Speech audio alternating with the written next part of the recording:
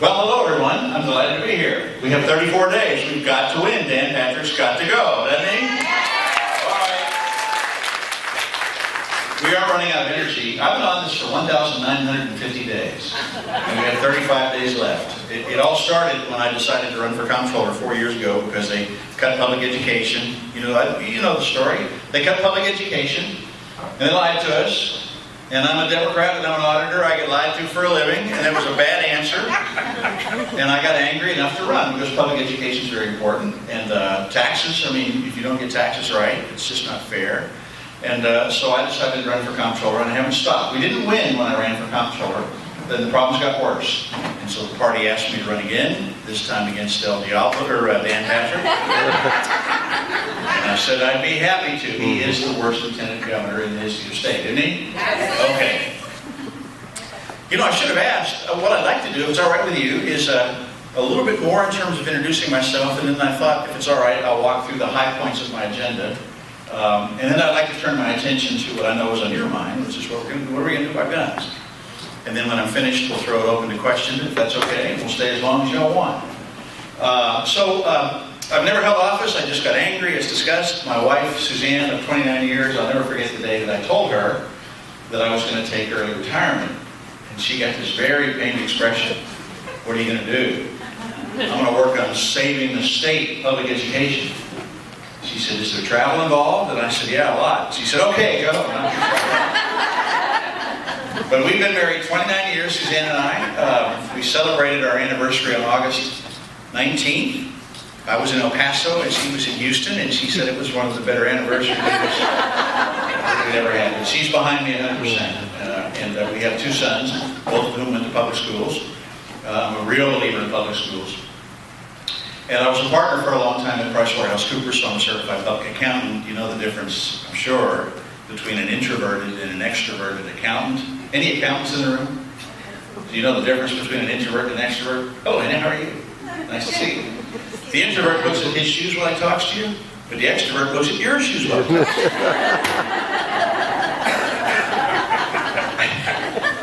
So my grandmother was a teacher. I want to tell you why I'm so passionate about public education. I'm going to start by sharing with you that my grandmother was a teacher, Lita Hilliard, and it was my mother's mother, so we didn't have the same family name. They lived about 90 miles away. We would go visit Grandpa and Grandma when I was a kid, and people wouldn't always connect up that I was Lita Hilliard's grandson. But when they did, they would say, oh, Lita Hilliard is your grandmother? Let me tell you what she means to me. And of course, she was the saint of a teacher.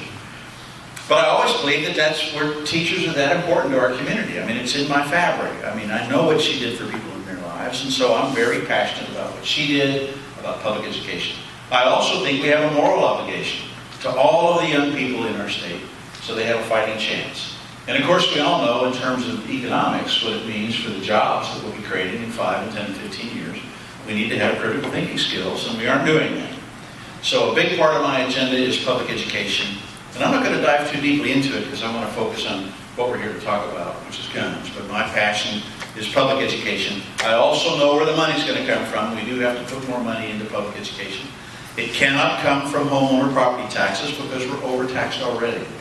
And small businesses are overtaxed. And in 2014, when I ran for comptroller, I figured I better find the money. It's kind of how I was trained with the PricewaterhouseCoopers. You know, if you walk into a boardroom and say, well, you fellas have a problem, but then you don't have a solution, you don't get to come back. So I went looking for the money in 2014, and I found it, and it's hiding in plain sight. There is a defect in the property tax laws. It allows the owners of the large commercial industrial properties, so the folks that own refineries and petrochemical plants and downtown skyscrapers, to cheat the system and underpay their taxes. And they've been doing it for years, and it's a huge number, $5 billion a year. All we have to do is close that loophole. Everyone knows about it. They're concealing it. And in case you're wondering if I'm making this up, the largest appraisal districts of the state looked at it in 2006 and said we have a huge problem and it's costing us $4 billion. The Legislative Budget Board, just in 2016, again said we have a loophole and it's costing us billions of dollars. So it's very real. And I've been making this speech and writing op-eds on the subject and wrote a book that has this in it for more than 5 years. Not once has any politician or pundit or reporter or any human being on planet Earth told me that I was wrong. Not one person. I'm right. Close that loophole, recover that money, put it into public education, and give Texans a taste of honest financial leadership, and we're well on our way. So that's a big... Now, and that leads to the power of the lieutenant governor, in case you're wondering. Some argue that the lieutenant governor is the most powerful position in the state. I happen to share that point of view. Why? Because the lieutenant governor decides on what matters shall we vote. Now, this loophole's been open for a long time, and they never vote on it. So they never have to go back to their districts and explain themselves. All right, so I'll be the lieutenant governor, and there'll be Democrats and Republicans, fewer I hope of the latter. We're working on that too. But there'll still be some, and we're going to vote. And if they don't vote to close that loophole, then I have 18 months between legislative sessions, and I'm going to chase those scoundrels right back into their districts and make sure the voters in their districts know that they voted to keep that loophole open so that taxes would go up and so that our schools would go down. And then they'll do the right thing. And that's the power of the lieutenant governor. Next, healthcare. I just want to touch on healthcare briefly. We have a real problem with healthcare in the United States of America. We're all feeling it. The costs are going up dramatically. Prescription drugs, premiums, deductibles. It's affecting all of us. We don't have time to get into all of the details, but I will share two things with you that we must do. We must expand Medicaid right now, right out the gate. Right? Are you with me on that? It's a good financial deal. Thank you. It's a good financial deal for Texas. It's a good financial deal for all the states. That's why 33 states have done it. 17 have dug in a manner that I perceive to be unwise. It's a good financial deal for Texas. It'll help all of us in terms of the cost of health care. It'll help all of us in terms of property taxes. It's just a good deal. And then also pre-existing conditions. Now, y'all know what happened with pre-existing conditions, right? We're protected by federal law. If we happen to have a pre-existing condition, we can't lose health care. I like that protection. I don't know how you feel about it, but I like it. And our Republican leaders in this state, Ken Paxton, Dan Patrick, are leading the charge to cancel that protection for reasons that defy logic. But it's just a very serious matter, because if they are successful and those protections are canceled, then what happens to you if you happen to have a pre-existing condition, such as maybe you have a heart condition or diabetes or high blood pressure, or you had cancer years ago and you think you're better, or you're a woman and you might get pregnant. You can get a letter from your health provider that says you're out. We're dropping you. You'll panic. You'll call another healthcare provider, your insurance company, and they'll say, no, I'm sorry. And Kaiser Foundation tells us that 4.5 million Texans will lose insurance overnight if they do this. So you got to vote for Justin Nelson so he stops this train wreck of a lawsuit. And then you got to vote for me, because I don't trust those folks in Washington. There's a political solution as follows. Enshrine in state law absolute protection for Texans with pre-existing conditions. That will do. We got it, right? With me on that? We have to kill gerrymandering, because gerrymandering is killing democracy. Do you agree? That'll be a fun one, won't it? So we're going to vote on that. You know, I suspect, you all know how this works, right? My term will be 4 years, and we get 2 legislative sessions. They last about 3 months. They say it's a wild ride. And then you have 18 months between sessions. So, and in order for us to go to an independent redistricting commission, which is what I think we should do, to take politics out of it to the extent that we can, they'll have to vote to put the constitutional amendment before the voters of the state of Texas, and I predict they will not do it. Democrats will vote yes, because we've been out of power for a long time and we know what it feels like to not have a voice in government. Republicans will not do it, because it's going to disenfranchise them individually. It all comes down to power. So they'll vote no in the first session, and I'll chase them into their districts and let everybody know that they voted for corruption, because I think corruption is driven by gerrymandering. Gerrymandering is related to corruption.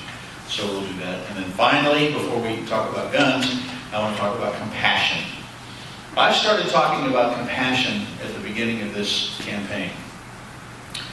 And I really didn't do it intentionally. I'm an accountant. Accountants don't usually get into such things as compassion. However, we're all compassionate. I'm compassionate.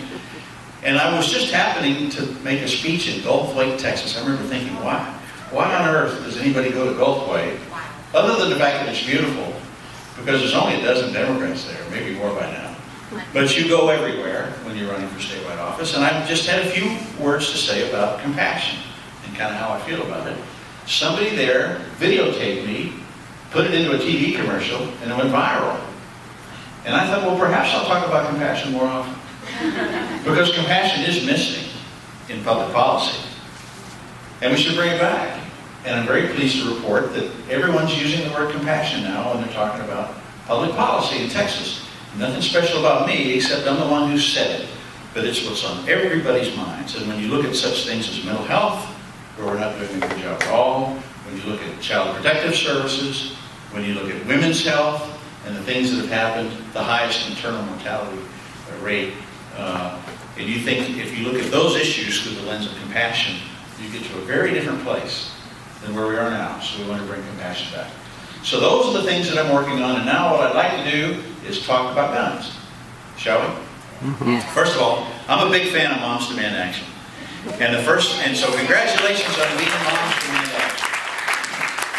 My first exposure to Moms Demand Action was somewhere up in north central Texas. Can't remember. Cleburne, I think.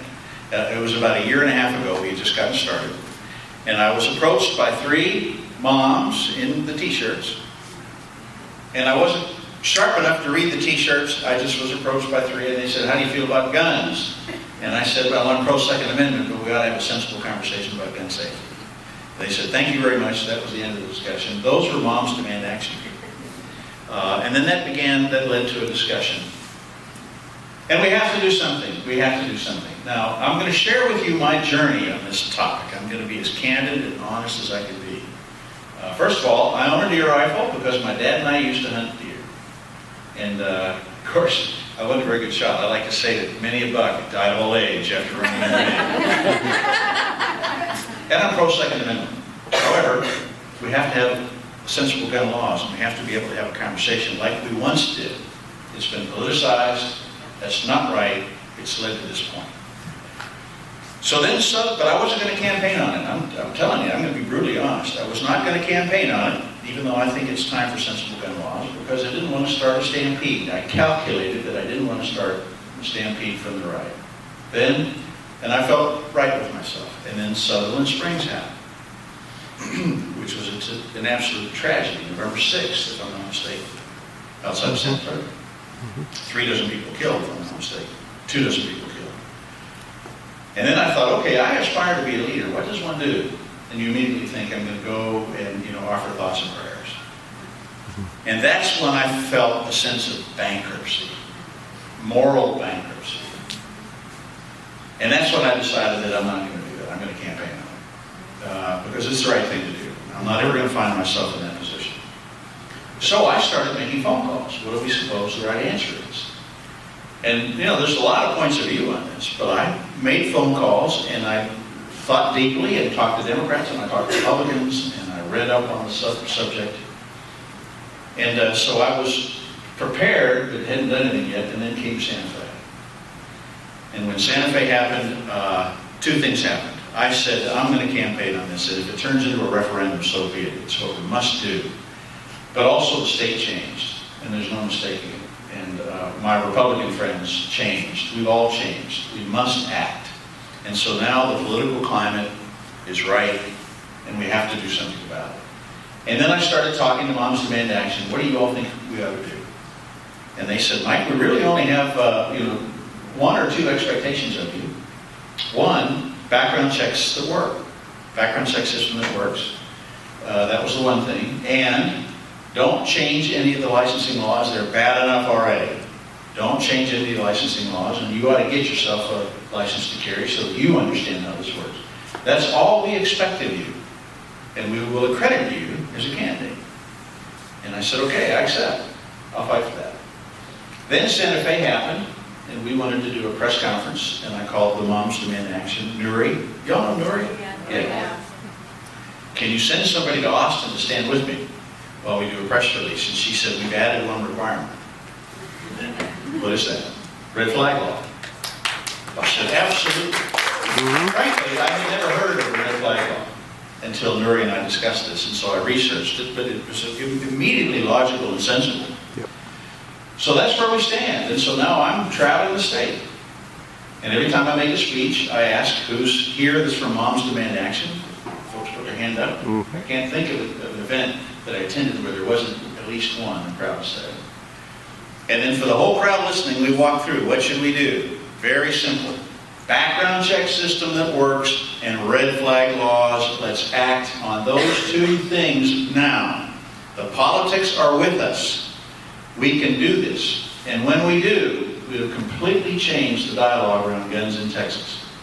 Because we finally would have done something about sensible gun laws. And I think those two are eminently sensible. I think that they produce a much better result. And it gets us back one step in the direction of being back where we should be, which is be able to have a sensible conversation about guns. I will also submit that I don't think that's the end. I think there's more work to do.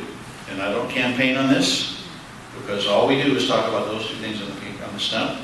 But I do believe there's more work to do, and I want to put it in context. Remember that deer rifle I mentioned?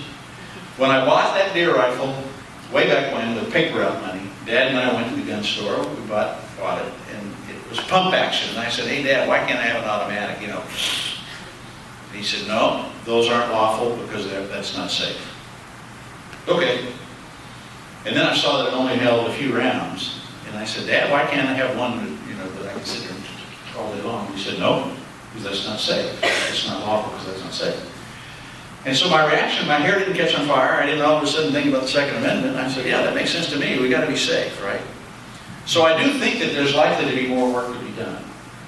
And there's a couple of things. One thing in particular, I think, is magazine capacity, right? Yep. Because we have a huge problem with assault rifles. And so I don't know yet how far we should go with it, frankly, but I do know that when you talk to law enforcement, they say magazine capacity is one of the biggest concerns that we have. So we ought to have a conversation about magazine capacity. We probably ought to have a conversation about the kinds of bullets that go into these guns, etc. Right. Our goal, I think, is to preserve the Second Amendment. I'm for all the amendments. I'm for all of the Bill of Rights, including the Second Amendment. But also within the Second Amendment, consistent with the Second Amendment, what can we do, what should we do, and there's more that we probably should do. But we should have an open dialogue about it. But the first, all I'm promising to do in this run, committing to do, but I am committed to it, is a background check system that works and red flag laws, so that you can deal with the problem sooner rather than later. Now, extending that to school safety, there's more that we need to do for school safety. And that has to do with hiring trained counselors and psychologists. I don't think we should harden targets, lock students in, lock the doors, the rest of this stuff. We need more adults. We need more adults in the schools so they can build relationships with these students and then address issues before it becomes a crisis. Right now, we have a ridiculously small number of counselors. The ratio of counselors to students in Texas is twice the national average, is my understanding. And I'm also told that a large number of counselors spend their time on high-stakes testing, which is a really dumb idea. So we need more adults.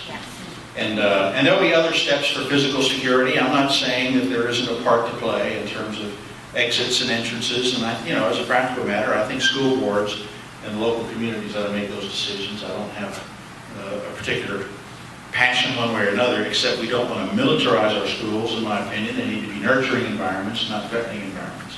And it's going to take money. It's going to take money to hire those counselors and to hire those psychologists to do the right things. And those, what I just discussed, are very, very high priorities for me in my terms of Lieutenant Governor. And I don't have to tell you that Dan Patrick has already said no to all of the above. And you all know, right? The governor did the roundtable after Santa Fe, came up with a long list of recommendations. We could talk all day long about whether those were the right recommendations. Probably not. I think we would say that it fell short in many respects. But he did talk about red flag laws. And Dan Patrick said no. He said no within a matter of just a few weeks. So Dan Patrick's got to go. So that's really all I intend to say. And then we'll throw it open to questions. But if you'll indulge me a little bit, I want to tell you about what life has been like on the campaign trail. I love to campaign to Republicans. It makes their heads spin. First of all, they look at me and they say, well, are you sure you're not a Republican? I love to campaign to Republicans. Rumor has it there's a fair number of them here in the Woodlands. There's a fair number of them. They tell me in Montgomery County. I don't know why. Rumor has it. There's a lot of Democrats too. But I wanted to go out and I wanted to find some. I was way out west, and I wanted to find some Republicans to campaign to. So I had to go find them. Where do you find them? So I went to a cattle auction